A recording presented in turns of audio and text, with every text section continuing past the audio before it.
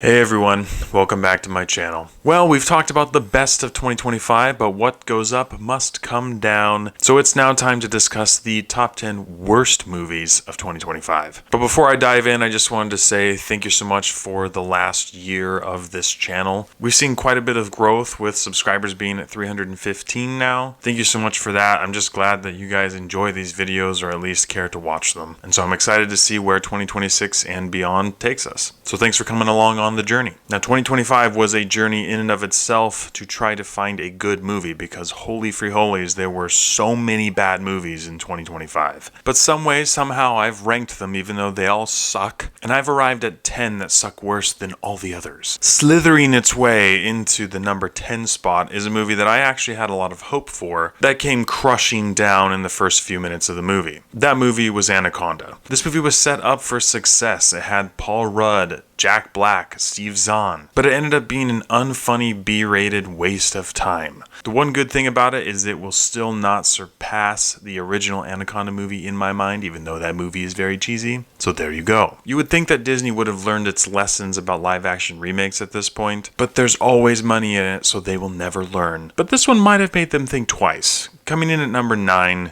is Lilo and Stitch. Not only did this remake take all of the life and the fun and the humor out of the film, things that made the original so great, but they also removed the underlying deep connecting family dynamic that the original film had, with a really strange twist at the end that had a lot of people talking and not for good things. I could see the pitch for this movie being, let's take out all of the great things about the original and just make a really lame, boring, and uninspired live action movie, all because of money. They may have succeeded in that venture, but this movie was awful, and I almost fell asleep during it. Number 8 is a Netflix movie that really frustrated me. Someone thought it was a good idea to make this movie, and that someone should never make another movie again. Sitting itself firmly at number 8 is A House of Dynamite. Talk about a waste of time. This movie has a loaded cast, but literally nothing happens in the movie. And not only does nothing happen in this movie, but it also lets you relive nothing happening in this movie from multiple perspectives, and that's the whole movie.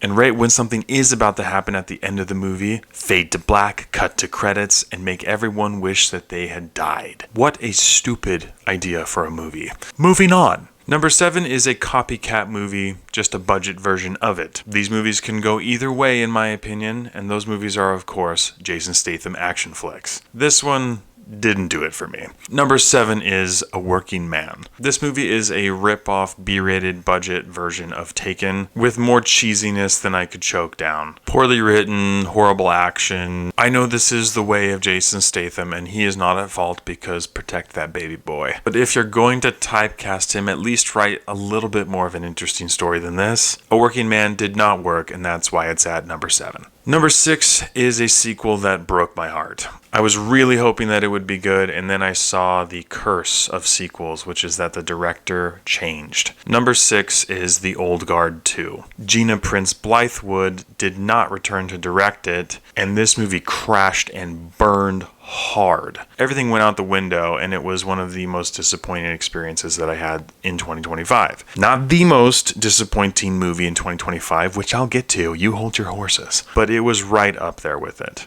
Soul-crushing. Disappointing. Before we dip into my top 5 worst movies of the year, I wanted to brush over a section called the Walkout Awards. These are movies that I either turned off or walked out of, and the reason why it's a category is because it usually is a rare occurrence. However, this year, because there were so many bad movies made, it happened more frequently than I thought. 2 movies that were on streaming platforms that I turned off were Havoc and The Playdate. Havoc was just cheesy and bad all the way through. It doesn't matter that Tom Hardy's in it. It just was bad. Dude must have just wanted a paycheck because bad. I really wanted to try to enjoy Playdate because I love Alan Ritchson and Kevin James, but it was so cringy that I just had to turn it off. In theaters, I ended up walking out of The Alto Nights. Robert De Niro talking to himself in 3 different characters throughout the entire movie was just so boring, and I could not take it any longer. But at the top of the Walkout Awards was Freakier Friday. I grew up watching Freaky Friday. I really loved that movie. I had a huge crush on Lindsay Lohan growing up, but this movie was not it. It tried to have 2 generational gaps going on instead of 1. It was horrible, pandering, awful, and just could not live up to the magic of the first film. So I walked out of that crap. Now on to number 5. I never thought I would see the day when one of these movies would end up on my top 10 worst list. But here we are, and the main culprit is Marvel. In the worst case of look at what they've done to my boy, we have Captain America Brave New World. I'll tell you what was brave, Marvel releasing this movie. It was utter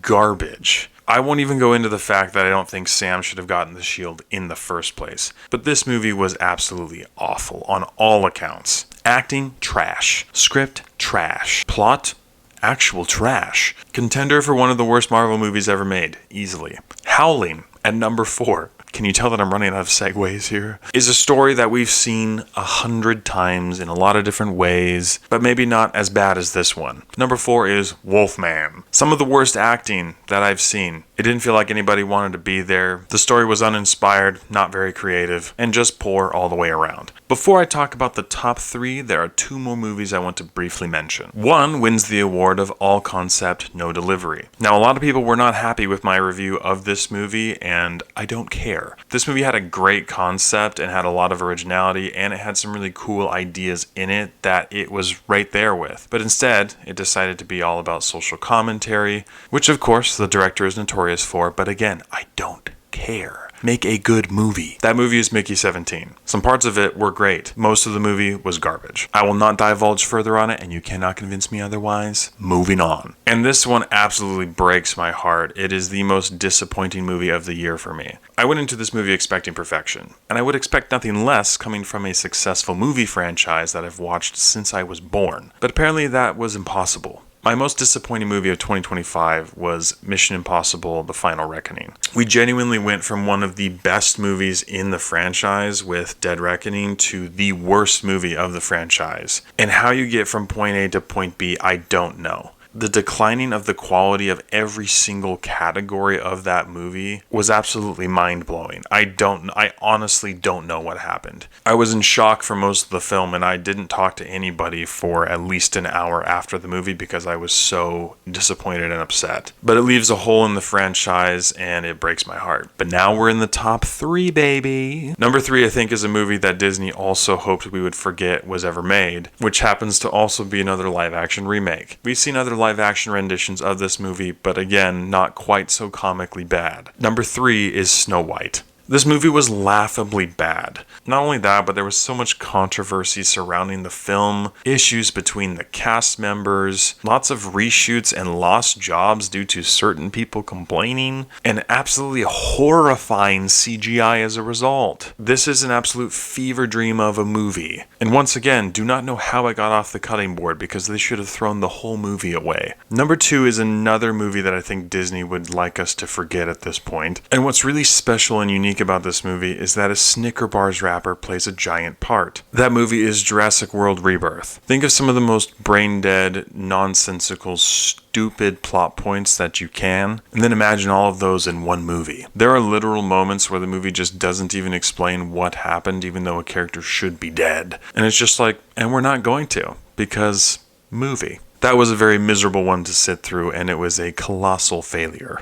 And coming in at number 1, what I believe is the worst movie of 2025. For me, that movie was Him. Despite being satanic, the movie had a lot of potential to be very unique and interesting and do something more than what it did, but it leaned more into this nonsensical, satanistic drag instead of leaning more into the football dynamic of it, which would have been incredibly interesting. But it ended up just being dark, boring, and left a really bad taste in your mouth at the end of the film. That found its way on my list as the worst movie of 2025. So hey, that's it. There were a lot of bad movies to choose from, so I can guarantee you that your list looks different than mine. So if you'd like, please feel free to drop some of your least favorite movies of 2025 in the comments below. But once again, thank you so much for watching. Your guys' love and support keeps me going, even through the months and months of really poorly made movies that make it miserable sometimes. Let's keep on going through 2026, and I'll catch you guys and gals in the next one.